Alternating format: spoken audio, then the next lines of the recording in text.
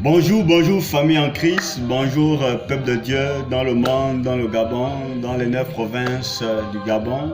J'aimerais vous bénir, rendre grâce à Dieu pour ces moments et pour ces temps, au moment où chacun d'entre nous est chez lui, chacun d'entre nous passe le culte à la maison, il n'y a plus de possibilité d'occasion de se rassembler à cause de ce que nous savons tous. Alors il est important, nécessaire que nous soyons toujours entretenus par la parole. La Bible déclare que entretenez-vous par des hymnes, par des psaumes, chantant à l'Éternel, chantant au Seigneur sous l'inspiration de la grâce. Alors ce matin, soyez bénis, que la grâce, la faveur de Dieu soit sur vous, que la protection du Seigneur soit sur vous, que le sang de Jésus-Christ soit sur vous, que le sang de l'agneau de Dieu puisse vous protéger de cette épidémie, puisse vous protéger de ce virus, au-delà des gestes barrières, au-delà de toutes les préventions préconisées par le monde, toutes les préventions préconisées par nos gouvernements. Il est intéressant, important que nous, enfants de Dieu, nous sachions que la protection, le véritable protecteur, l'abri, l'appui, le refuge, la forteresse, c'est l'Éternel des armées, notre Dieu en qui nous avons placé notre confiance, celui qui tient entre ses mains le souffle de vie de tous les êtres vivants. Alors ce matin, si tu es vivant, c'est parce que Dieu t'a donné le souffle de vie. Alors il y a des raisons, tu as des raisons de célébrer, tu as des raisons de louer, tu as des raisons d'exalter le Seigneur pour le remercier. La Bible déclare que ça ne dépend pas de celui qui court, ça ne dépend pas de celui qui veut, mais c'est à celui que Dieu fait miséricorde. Ça veut dire que si je me lève ce matin, c'est pas parce que j'ai voulu, c'est pas parce que j'ai décidé, mais c'est parce que Dieu m'a fait grâce. La Bible nous enseigne qu'il tient dans ses mains l'âme de tous les êtres vivants. Le Seigneur Dieu, Jésus-Christ, tient dans ses mains notre âme, ton âme. C'est pourquoi ce matin, nous allons le bénir, nous allons le remercier, nous allons le louer pour toute la semaine. Alors que lorsque tu mets la télévision, tu regardes des chaînes d'information, nous sommes saturés par un certain nombre de nouvelles, de mauvaises nouvelles venant de certains pays où les morts sont comptés. Mais toi, tu es vivant ce matin, raison pour laquelle tu dois célébrer, raison pour laquelle tu dois louer, raison pour laquelle tu dois exalter le Seigneur. C'est pourquoi j'aimerais t'inviter, voilà, lorsque tu vas prendre, tu vas commencer à suivre cette vidéo, que tu puisses prendre un temps, voilà, un temps de prière, un temps de remerciement, parce que ceux qui sont morts, je te l'assure, je te le conjure, qui ne sont pas pires que toi. Voilà, si Dieu t'a fait grâce, c'est parce qu'il t'a fait grâce. Si Dieu m'a fait grâce, c'est parce qu'il m'a fait grâce. Alors nous devons le célébrer, nous devons le bénir. Alors je vais un temps soit peu élever le Seigneur, remercier le Seigneur pour la faveur, pour la grâce, pour le privilège qu'il m'accorde encore de pouvoir vous entretenir, pour le privilège qu'il m'a fait de me lever ce matin. Seigneur mon Dieu, mon Père, je te loue, je te bénis ce matin. Je te remercie pour la grâce, je te remercie pour la faveur, je te remercie pour toutes ces personnes qui me suivront, je te remercie pour leur vie. Je te remercie Seigneur parce que ce matin nous voici debout. Seigneur, c'est parce que tu nous as fait grâce. Seigneur, nous sommes debout, c'est parce que tes bontés se sont renouvelées. La Bible déclare qu'elles se renouvellent chaque matin. Et ce matin encore, tes bontés se sont renouvelées. C'est pourquoi nous te célébrons, c'est pourquoi nous te bénissons, c'est pourquoi je te loue ce matin, Seigneur, pour ce que tu fais. C'est pourquoi je te bénis ce matin, Seigneur, pour ta grâce et pour ta bonté. Seigneur, laisse-nous ce matin vivre ta présence au travers de cette parole. Laisse-nous ce matin, Seigneur Dieu Tout-Puissant, chanter à la louange de ton nom. Laisse-nous te célébrer. Donne-nous l'occasion, Seigneur, par ton esprit, de pouvoir te rendre un culte agréable. Nous voulons entendre avec les oreilles de l'esprit. Nous voulons voir avec les yeux de l'esprit. Nous voulons saisir avec le cœur de l'esprit. Nous voulons toucher avec le toucher de l'esprit. Nous voulons, Seigneur Dieu Tout-Puissant, être en phase avec toi. Oh Dieu, sois béni ce matin. Sois élevé ce matin. Sois élevé ce matin. Je crois que certainement tu entends ce chant qui passe tout doucement là. C'est un très beau chant, c'est un chant qui appelle la présence de Dieu. C'est un chant qui appelle l'Esprit de Dieu. Vous savez, la Bible déclare que ce n'est ni par la force, ce n'est ni par la puissance, mais c'est par le Saint-Esprit.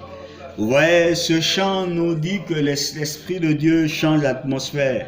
L'Esprit de Dieu amène le ciel sur la terre. L'Esprit de Dieu nous permet de vivre la présence de Dieu. Il est celui qui nous a été laissé. Jésus a dit, je ne vous laisserai pas orphelins. Je viendrai à vous par le Saint-Esprit. C'est pourquoi nous voulons chanter ensemble. Nous voulons dire au Seigneur, au Saint-Esprit de déborder en ces moments. Au moment où tu vas suivre cette vidéo, au moment où tu vas entendre la parole, il est important, nécessaire que tu débordes la présence de Dieu. Alors nous allons demander au Saint-Esprit de déborder pendant ces moments. La Bible dit que l'homme ne vivra pas de pain seulement, mais de toute parole qui sort de la bouche du Seigneur. Alors que nous allons nous entretenir ce matin, nous avons besoin de la présence de Dieu. Nous avons besoin de sa présence. Nous avons besoin de son onction. Nous avons besoin de sa compréhension. Nous avons besoin de son attention. Nous avons besoin qu'il vienne nous instruire, nous révéler les choses cachées. Nous voulons recevoir l'instruction de la part de Dieu. Nous voulons recevoir les avertissements. Nous voulons recevoir la correction. Nous voulons que Dieu nous corrige. Nous voulons que Dieu nous enseigne ce qu'il y a lieu de faire. Nous voulons que Dieu, en ces temps qui sont les derniers, en ces temps qui sont les derniers, où l'Église doit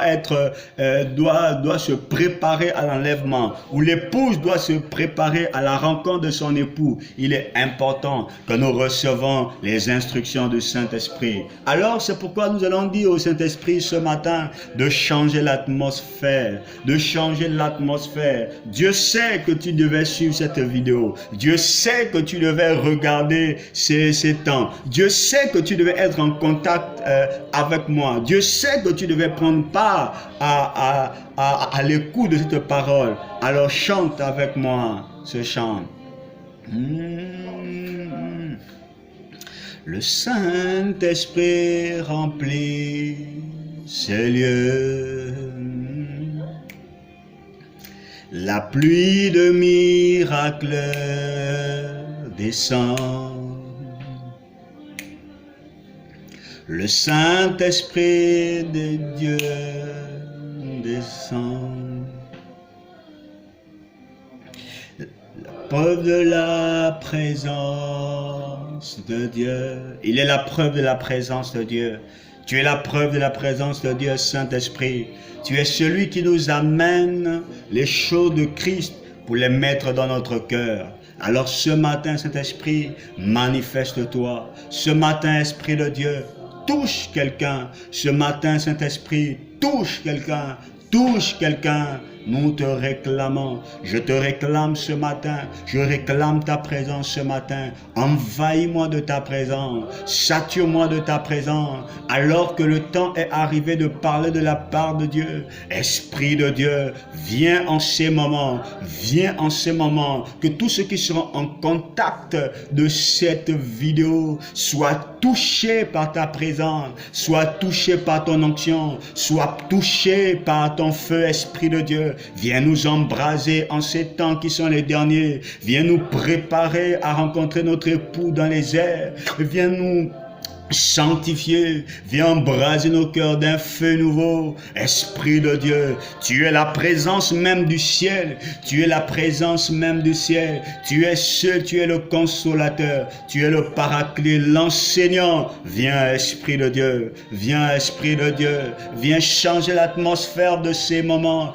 viens changer l'atmosphère de ces moments, que celui qui écoutera écoute dans une atmosphère de gloire, que celui qui écoutera écoute dans une atmosphère de puissance, que celui qui écoutera écoute dans une atmosphère de crainte, que celui qui écoute dans une atmosphère de crainte respectueuse. Esprit de Dieu, viens te manifester, viens te manifester, viens te manifester. Remplis-nous, remplis ces moments, remplis ces temps. Tu es invité, tu es désiré. Viens souffler sur nous un réveil, viens souffler en nous un réveil. viens réveiller notre esprit, viens réveiller nos cœurs. Nous voici faibles, nous voici angoissés, nous voici troublés, Saint-Esprit. Libère tes grâces, libère ta gloire. Viens avec ta puissance, viens avec ta gloire, viens avec ta sainteté, viens avec ton feu, viens nous embraser, viens nous embraser, viens nous embraser, Saint-Esprit. Nous avons besoin de toi, nous avons besoin de toi. Viens nous reconnecter à la source qui est Christ, viens nous reconnecter à la source qui est Jésus, viens nous reconnecter aux choses de Dieu, viens nous reconnecter, Saint-Esprit, viens nous reconnecter, Saint-Esprit, car pour les uns, le premier amour a été abandonné, car pour les uns le premier amour a été délaissé, car pour les autres, Seigneur, nous sommes dans, oh Seigneur, des voies détournées, nous nous sommes égarés. Alors Esprit de Dieu, ramène nos cœurs, ramène nos cœurs, ramène nos cœurs dans la présence de Dieu, ramène nos cœurs dans la présence de Dieu. C'est pourquoi je te soumets ces moments, je te soumets ces temps, je te soumets toutes choses. Prends le plein contrôle au nom de Jésus et bénis chacun d'entre nous au nom de Jésus-Christ. Amen. Alors ce matin, nous allons parler de la part du Seigneur.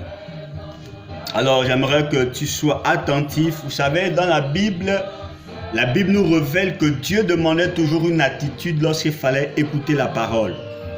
Il demandait toujours, il disait au peuple, vous allez lire ça dans l'Ancien Testament, il disait toujours aux îles, au peuple, prêtez oreille, prêtez attention, soyez attentifs et écoutez la parole de Dieu. Alors la parole de l'Éternel, lorsqu'elle sort, elle a besoin pour que si tu veux la capter, si tu veux recevoir l'essence même, la quintessence même, le fond, le fondement, l'esprit même du message de Dieu, tu as besoin d'être concentré. C'est pourquoi j'aimerais t'inviter ce matin, t'inviter à être concentré, à écouter la parole. La semaine dernière, j'ai parlé sur le Covid-19, la marque de la bête, et dans ce message, j'ai développé, décodé comment on pouvait retrouver Corona dans la marque 666. Vous savez, la Bible nous parle de cette marque et vous avez certainement pour plusieurs déjà entendu parler de la marque 666. Vous avez pour plusieurs eu des interprétations. Mais vous savez que nous sommes dans un temps où nous devons comprendre ce qui se passe.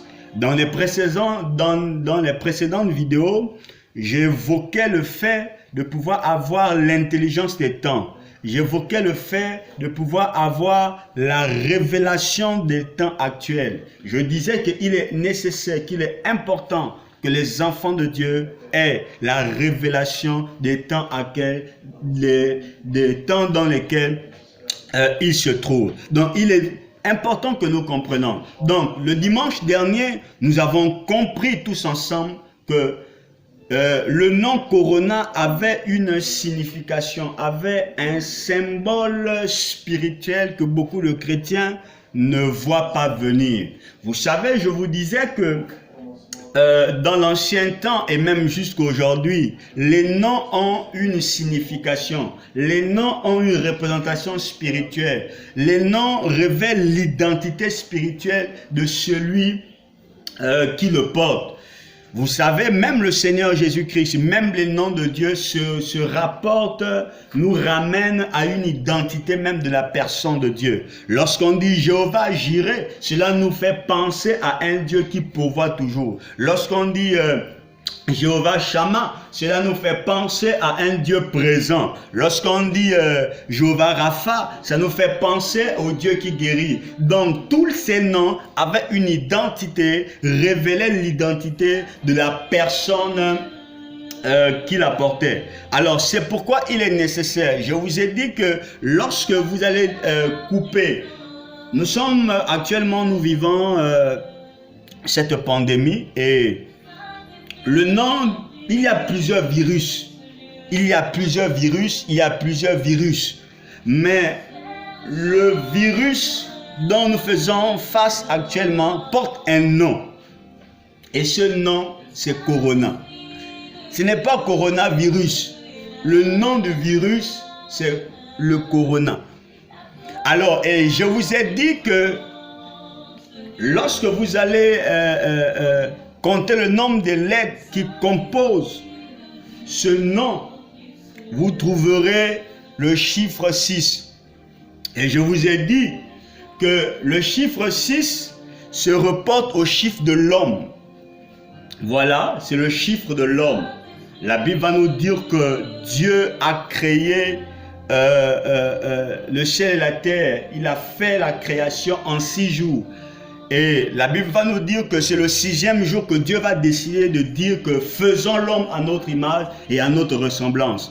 Et lorsque vous allez lire le livre de 1 Thessaloniciens, la Bible nous révèle qu'il va avoir un homme qui va venir sur la terre. Son nom est l'Antichrist. Mais dans les Hébreux, la Bible le révèle comme l'homme du péché, l'impie. Donc le chiffre 6, c'est le chiffre de l'homme. Et je vous ai dit, maintenant, lorsque vous allez prendre les différents rangs de chaque lettre, la lettre C occupe quel rang dans l'alphabet? La lettre O, la lettre R, la lettre O encore, la lettre N, la lettre A. Lorsque vous allez prendre les rangs de chaque lettre dans l'alphabet, vous allez remarquer qu'elles vont vous donner une somme de 66. Et quand vous allez faire la sommation, vous trouverez 666. Et je vous ai dit que nous sommes dans une phase, dans une période qui précède l'enlèvement. Dieu est en train de nous signaler, Dieu est en train de nous dire qu'il y a un mouvement qui est en train de se préparer dans le ciel. Vous savez, lorsque quelqu'un est en train de préparer quelque chose, lorsque quelqu'un veut vous faire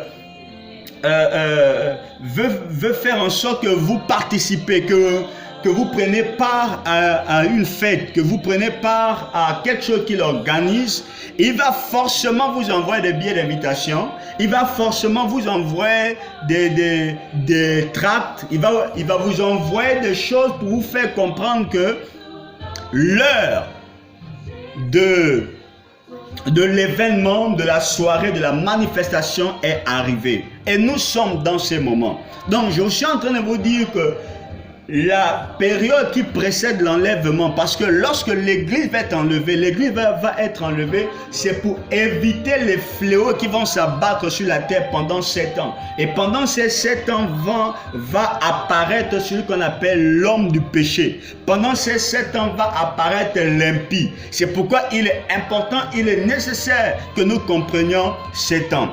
Donc je voulais simplement faire à titre de rappel pour savoir où nous partons et où nous quittons. Donc nous sommes en train de dire que nous sommes dans une période où Dieu est en train de préparer l'église et il faut que l'église comprenne, il faudrait que l'église voie, il faudrait que l'église ressente maintenant que son heure est proche. C'est pourquoi ce matin nous allons développer la thématique qui parle le retour du Seigneur Jésus-Christ. Nous allons la développer en une trentaine de minutes. Donc le retour du Seigneur Jésus-Christ. Prenons le livre de Jean chapitre 14 à partir du verset 1 à 3. Jean chapitre 14 verset 1 à 3. Que dit la parole de Dieu? La Bible déclare que votre cœur ne se trouble point. Croyez en Dieu et croyez en moi. Il y a plusieurs demeures dans la maison de mon Père. Si cela n'était pas, je vous l'aurais dit. Je vais vous préparer une place. Et lorsque je m'en serai allé et que je vous aurai préparé une place, je reviendrai et je vous prendrai avec moi, afin que là où je suis, vous y soyez aussi. Voilà l'une des promesses les plus importantes du christianisme. Voilà l'une des promesses les plus importantes de la vie chrétienne. Voilà l'une des promesses les plus importantes de la Bible, de la parole de Dieu. Mais c'est dommage que de nos jours, les promesses telles que le mariage, les promesses telles que le bien-être, les promesses de voyage, les promesses de promotion, les promesses d'élévation, les promesses de... je ne sais pas quoi d'autre, aidez-moi, voilà, je ne sais. Toutes ces promesses-là, toutes ces promesses sont venues obscurcir la promesse du Seigneur Jésus, la promesse phare du Seigneur Jésus. Toutes ces promesses sont venues voiler, cacher ce que la parole de Dieu dit. Jésus, c'est dans le même texte que le Seigneur Jésus-Christ le dit, le même chapitre qui dit que je suis la vérité, je suis le chemin et je suis la vie.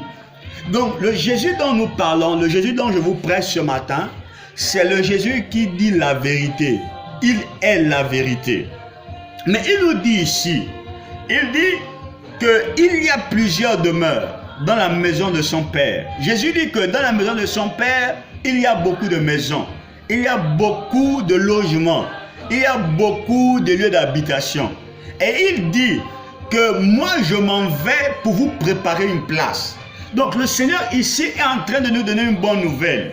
Non seulement qu'il y a des maisons en haut, il est en train de nous dire qu'il s'en va, il est parti pour nous préparer une place. Mais il dit je reviendrai. Chose que beaucoup parmi nous enfants de Dieu nous avons oublié. Chose que beaucoup parmi nous enfants de Dieu nous avons mis de côté. Nous avons oublié que le Seigneur Jésus revient. Nous avons oublié cette promesse. Il a dit je reviendrai. Et dans ce texte, il dit que si cela n'était pas vrai, s'il n'y avait pas de maison en haut, si je ne devais pas revenir, je ne devais pas vous le dire. C'est pourquoi il dit que si cela n'était pas, je vous l'aurais dit. Ça veut dire que s'il n'y avait pas de maison, si dans le calendrier de Dieu, le plan de Dieu, Dieu n'avait pas préparé un temps pour faire revenir son Fils sur la terre, pour faire revenir le Seigneur Jésus-Christ, il ne devait pas en parler, parce que dans la bouche de Dieu, parce que dans la bouche du Seigneur Jésus-Christ, il n'y a point de fraude. Donc si le Seigneur parle, ça veut dire que ce qu'il parle, ce qu'il dit est la vérité. Donc il est nécessaire, important que lorsque face à de telles promesses, nous ayons des regards fixés, nous puissions un peu analyser. J'aimerais te dire, mon bien-aimé, j'aimerais te dire, même si tu ne crois pas à ce que Dieu dit, même si tu refuses la parole de Dieu, la Bible dit qu'on ne se moque pas de Dieu. Ce qu'un homme aura semé, il le récoltera. Tu ne peux pas te moquer de Dieu. Même si tu dis que ça, ce sont des bêtises, c'est des âneries, des conneries, des hérésies. Même si tu le dis, je vais te rassurer, te certifier. Le jour que Dieu avait dit à Adam et Ève, lorsqu'il avait libéré des malédictions, quand il a dit à Adam que l'homme mangera la sueur de ton front, de son front, j'aimerais te dire que toi et moi, nous n'étions même pas nés. J'aimerais te dire que lorsque Dieu avait dit à Ève que la femme accouchait avec douleur, j'aimerais te signaler, te signifier que toi et moi, nous n'étions même pas encore nés. Mais combien de milliers de générations sont passées et toutes ces générations ont vécu cette malédiction. Il est vrai qu'aujourd'hui l'homme veut défier Dieu en créant, en inventant des médicaments pour empêcher à la femme d'avoir des douleurs. C'est-à-dire que quand la femme enfante là, elle ne peut plus avoir mal. Ça c'est les hommes qui le font. Mais à cela ne tienne, ce que Dieu dit est la vérité. Ce que Dieu dit est la vérité. Et Dieu a dit, le jour où tu en mangeras, tu mourras. Le jour où tu en mangeras, tu mourras. Je ne sais pas où est passé ton arrière-grand-père. Je ne sais pas où est passé ton arrière-grand-mère. Je ne sais pas. Si tu peux les présenter là, je ne sais pas. Ça veut dire que la parole de Dieu est la vérité. Donc lorsque Dieu parle, tu dois recevoir ça avec... je dis quoi? Avec crainte. Tu dois regarder ça avec considération. Donc Jésus dit que je pars et je reviendrai. Vous savez, l'une des erreurs qu'a eu le peuple d'Israël. Pourquoi Israël aujourd'hui, les Juifs, que vous connaissez l'histoire même pendant l'époque nazie, lorsque les Juifs ont été exterminés, massacrés, lorsque les Juifs étaient regardés comme, je vais dire quoi, la race la plus maudite des hommes. Vous savez pourquoi? C'est parce qu'un jour, ces Juifs vivaient avec Dieu. Ces Juifs étant le peuple de Dieu, ils se sont détournés des lois de Dieu. Et Dieu avait déclaré, Dieu avait dit, je vous répandrai, je vous renverrai, je vous chasserai de votre territoire. Vous serez répandus sur la surface de la terre jusqu'à ce que vous saurez que je suis l'Éternel Dieu. Ça veut dire quoi? Ça veut dire que lorsque Dieu parle, Dieu veille sur sa parole pour l'exécuter. Donc j'aimerais t'annoncer que tu le veuilles ou pas, chrétien, entends-moi, écoute-moi très bien. Ce n'est pas moi qui le dis. Ce n'est pas parce que je veux. Ce n'est pas parce que je décide. Dieu a dit, Jésus a dit qu'il reviendra. Donc, il est important que tu te redresses. Il est important que je me redresse. Il est important que nous redressons nos voix parce que Jésus reviendra. Écoute ça très bien. Jésus reviendra. Jésus a dit, lorsque vous verrez ces signes, lorsque vous verrez ces choses arriver, redressez-vous, levez votre tête parce que votre délivrance est proche. Jésus dit que lorsque vous verrez ces choses, lorsque vous allez voir des signes, lorsque vous allez voir maintenant les signes de mon avènement, les signes, les choses compliquées, des choses qui n'étaient pas mais arrivées, il dit sachez maintenant que votre délivrance est proche. Il dit sachez que votre délivrance est proche. Mais quelle est l'attitude, quel est le comportement face au retour de Jésus? Il dit redressez-vous et levez vos têtes. Le Seigneur dit dans le livre de Luc chapitre 21 au verset 32, il dit, je vous le dis en vérité, cette génération ne passera point que tout cela n'arrivera. Qu'est-ce que ça veut dire? Ici, on nous parle de génération. Les générations passent, c'est dans le livre de Ecclésiaste que la Bible déclare que les générations passent et la terre subsiste toujours. Il y a eu plusieurs générations avant nous. Mais dans le calendrier de Dieu, dans la manière que Dieu a planifié les choses, chaque génération a vécu des époques différentes. Et dans chaque époque, il y a des événements différents.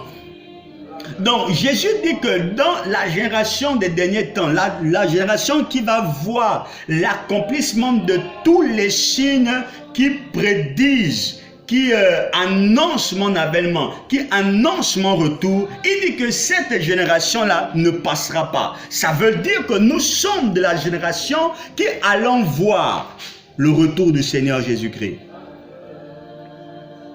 C'est important que tu le comprennes. C'est important que tu le comprennes.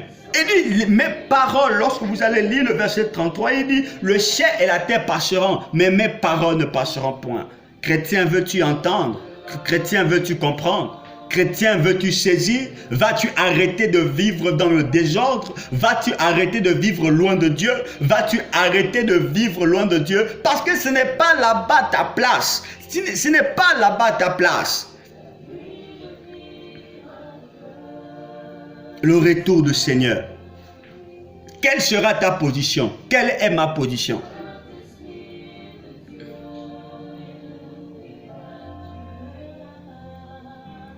Nous avons oublié les promesses de Dieu. Mais écoutez ce que Dieu dit dans le livre de Jérémie chapitre 8.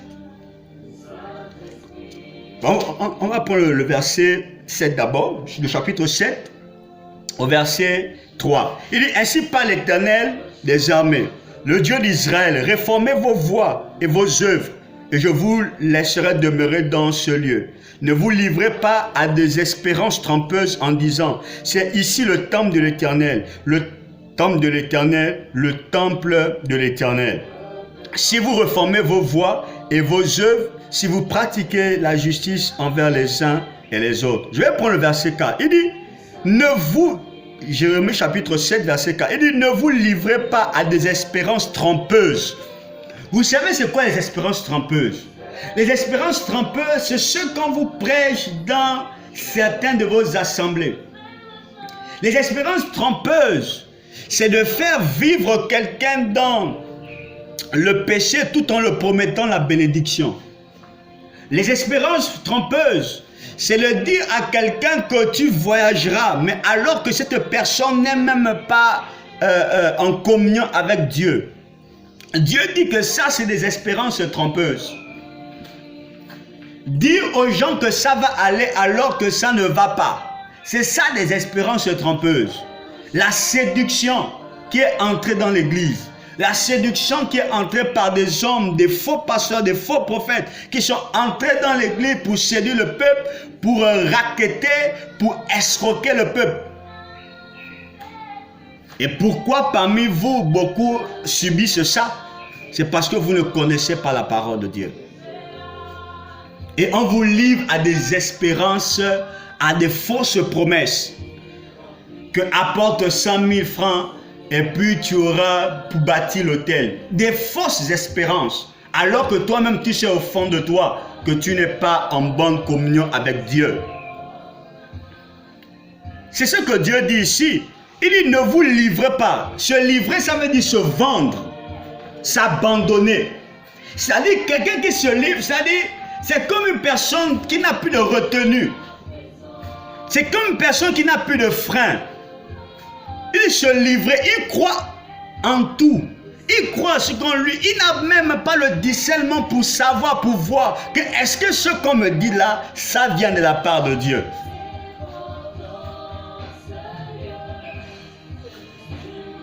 Ne vous livrez pas à des espérances trompeuses en disant c'est ici le temple de l'Éternel. Vous savez, les Juifs avaient la particularité d'avoir le temple de Dieu. C'était la seule nation qui se prévalait, qui se glorifiait parce que Dieu était avec eux. Ils avaient le temple de Dieu. Donc le temple de Dieu était pour eux une... Comment je vais dire ça? Le temple de Dieu était pour eux une gloire. C'était quelque chose de sacré. Les nations aux alentours enviaient les Juifs à cause de ce temple. Et ce temple devenait déjà une adoration. Au lieu que les Juifs devaient adorer Dieu, eux ils commençaient maintenant à adorer le temple. C'est pourquoi Dieu dit, ne vous séduisez pas en disant que ici c'est le temple. Ça veut dire quoi? Ça veut dire qu'il y a des gens qui se séduisent en disant que moi je suis pasteur, moi je suis prophète. Et il peut faire ce qu'il veut, et il peut vivre comme il veut. C'est-à-dire qu'il peut escroquer le peuple de Dieu, il peut voler les dîmes, il peut voler les offrandes, il peut faire ce qu'il veut. Dieu dit, ne vous séduisez pas, ne vous livrez pas à de telles espérances trompeuses. Il dit, c'est ici le temple de l'Éternel. Il dit, c'est ici le temple de l'Éternel. Il ne faut pas dire que c'est ici le temple de l'Éternel. Moi, je suis enfant de Dieu. Je suis déjà sauvé. Je suis garanti d'être au ciel. La Bible dit, bien-aimé, que le salut n'est pas une garantie. Nous sommes sauvés par espérance. Ça veut dire que si je ne pratique pas, je ne remplis pas un certain nombre de critères, certainement, je ne serai pas enlevé. Veux-tu comprendre ça ce matin? Il dit, nous sommes dans Jérémie chapitre 7, verset 4. Il dit, ne vous livrez pas à des espérances trompeuses en disant, c'est ici le temple de l'Éternel, le temple de l'Éternel, le temple de Dieu. Les gens se glorifient. Tu te glorifies alors qu'au fond de toi, tu sais que ta conscience te condamne. La Bible déclare que Dieu est plus grand que notre cœur. Et si notre cœur nous condamne, ça veut dire que nous sommes en tort.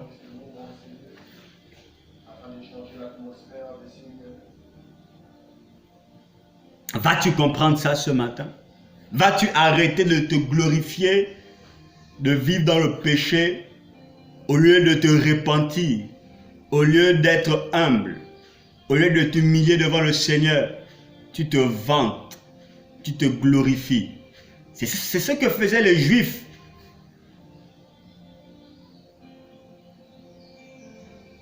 Oui, c'est à toi que je parle. C'est à toi que je parle.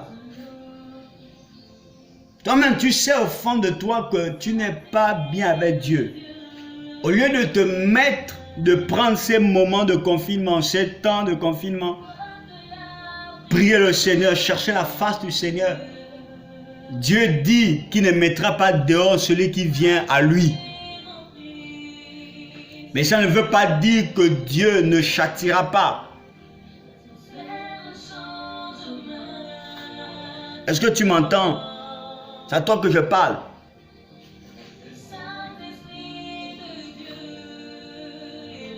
Nous pouvons vivre dans le péché, nous pouvons vivre dans l'impudicité, nous pouvons mentir, nous pouvons escroquer, nous pouvons voler. Et nous nous glorifions que nous sommes enfants de Dieu. Dieu dit c'est les espérances trompeuses.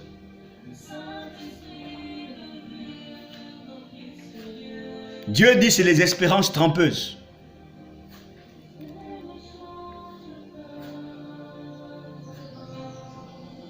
Espérance trompeuse. Dans quelle espérance trompeuse tu es? Dans quelle espérance trompeuse je suis? Dans quelle espérance trompeuse sommes-nous? Parce que nous parlons actuellement du retour du Seigneur Jésus. Et le Saint-Esprit met dans mon esprit d'insister, de rester là sur les espérances trompeuses. Les espérances trompeuses. Je peux avoir un pied dedans, un pied dehors. Et je me glorifie que je suis enfant de Dieu. Espérance trompeuse. Vous savez, la tromperie est comme l'égarement. C'est de l'égarement. C'est penser que je suis dans le vrai. C'est penser que je suis dans la bonne route. C'est penser que je suis dans le droit chemin alors que je suis en erreur. C'est pourquoi, bien-aimé, ce matin, tu dois revenir. Dieu dit, réformez vos voies et vos œuvres, et je vous laisserai demeurer dans ce lieu. Ne te livre pas. Si tu sais que là où, pendant que je suis en train de parler, si tu sais que tu vis dans le péché, tu sais que tu mens encore. Vous savez, quelque chose se passe avec les chrétiens. Les chrétiens pensent que le jour qu'il a péché, il n'est plus enfant de Dieu. Ce n'est pas ce que la Bible dit. La Bible dit dans le livre de Proverbes que le juste tombe 7 fois et je le relève. Ça veut dire quoi? Ça veut dire que il y a des possibilités. La Bible dit que nous ne branchons pas tous de la même manière. Il y a d'autres qui tombent par la fornication. Il y a d'autres qui tombent dans l'adultère. Il y a d'autres qui tombent dans l'assoupissement, la négligence aux choses de Dieu. Il y a d'autres qui tombent dans le mensonge. Voilà, donc chacun a sa façon de brancher. Mais nous avons un même mode pour revenir à Dieu, c'est la repentance. Alors j'aimerais t'inviter, j'aimerais te dire d'arrêter de te tromper par de vaines espérances. Ce qu'on te dit, je te le dis, ce que les prophètes te disent à gauche, à droite. D'abord, depuis qu'ils t'ont dit les prophéties là, quand tu n'as pas fait l'inventaire, tu as eu combien que ça accompli? Tu n'es pas fatigué quand tu es escroqué? Tu n'es pas fatigué de ça? Et décider de regarder ta parole, la parole de Dieu. Tu n'es pas fatigué de ça? Oh, venez ici bâtir un hôtel. Tu n'es pas fatigué. Est-ce que toi tu es maçon? Tu es maçon? Pour bâtir les hôtels. Toi, tu es maçon? Saisis la parole de Dieu. C'est le temps où chacun d'entre nous doit réformer ses voies. Nous continuerons de développer le retour du Seigneur Jésus au fur et à mesure. Mais ce matin, nous nous arrêtons sur Jérémie chapitre 7 au verset 4. ne vous livrez pas à des espérances trompeuses. Vous savez l'espérance c'est quoi? L'espérance c'est le fait d'attendre. Espérer c'est attendre. Voilà, tu attends parce que tu attends voir la manifestation, la réalisation de quelque chose. Mais Dieu dit que si elle est trompeuse, ça veut dire que tu attends pour rien et tu perds du temps.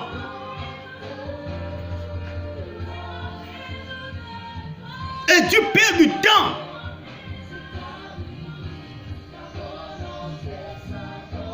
Donc arrête de perdre du temps en t'appuyant sur parfois des prophéties qui sont des messages orientés, qui sont des révélations orientées pour vider tes poches.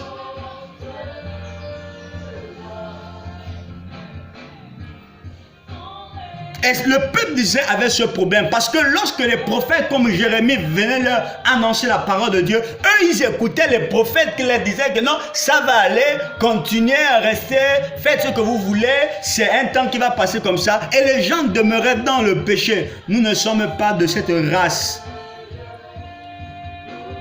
Nous ne sommes pas de cette race. Nous sommes de la race de ceux qui ramènent le peuple de Dieu vers Dieu. Nous n'altérons pas la parole.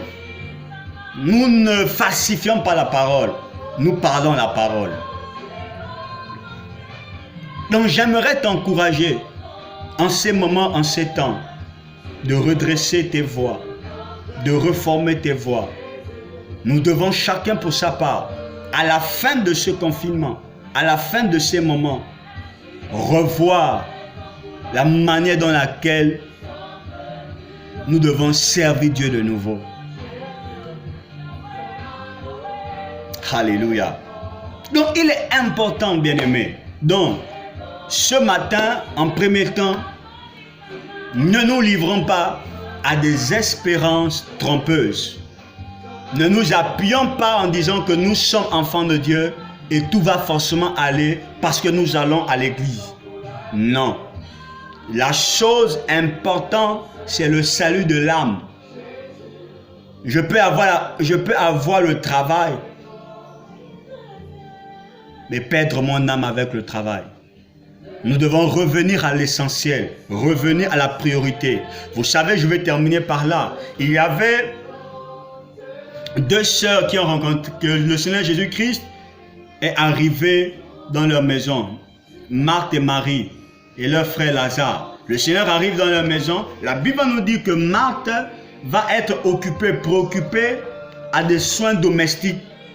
Et pendant qu'elle était en train de travailler, la Bible nous dit que Marie, sa sœur, était au pied du Seigneur en train d'écouter la parole.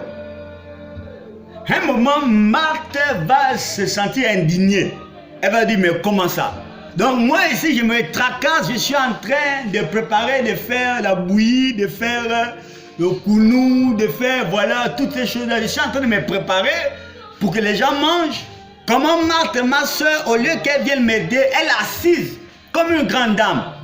Et elle va avoir l'audace de dire, Seigneur, vous savez, parfois les gens, ils ont une sorte d'ironie. Elle dit bien Seigneur, hein? Mais elle dit Seigneur, dis à Marie. Ah, elle envoie même son patron. Hein? Elle dit Seigneur, dis à Marie que elle doit venir me trouver. Jésus répond en disant, Marthe, Marthe, tu t'inquiètes pour beaucoup de choses. Tu t'inquiètes pour beaucoup de choses. Marie a choisi la bonne part qui ne lui sera pas ôtée. Ça veut dire quoi? Ça veut dire qu'il y a des parts qui peuvent nous être ôtées, bien-aimés. La prophétie, ça peut être un voyage. Ça peut être, je ne sais pas, la bénédiction que tu, je ne sais pas. Mais ces choses peuvent être ôtées. Les gens qui ont fait la diction de, je vais dire quoi, de peut-être d'aller à la plage, voilà. J'aimerais te poser la question, ça fait un mois Donc c'est un pays où toi tu pars encore à la plage. Mais quand un samedi, un week-end, tu n'es pas parti à la plage, tu veux mourir, tu veux sortir en vampire. Là où on parle là, toi tu pars encore là-bas. Ce sont des parts qui peuvent nous être ôtées. Donc j'aimerais t'encourager. J'aimerais nous encourager à choisir la bonne part, à ne pas nous laisser séduire, à ne pas nous laisser embobiner par des fausses espérances. Nous devons avoir l'honnêteté spirituelle de reconnaître que la façon que je marchais hier avec le Seigneur, ce n'est plus la même aujourd'hui. Que ces moments soient un temps d'introspection, que ces moments soient un temps de prise de conscience. Que la grâce de Dieu soit avec vous. Que le Saint-Esprit, en ce moment, puisse parler à vos cœurs. Soyez bénis dans le nom du Seigneur. La bonté et la grâce de Dieu se manifestent envers ceux-là qui désirent aussi voir Dieu dans leur vie. Soyez bénis au nom de Jésus-Christ. Amen.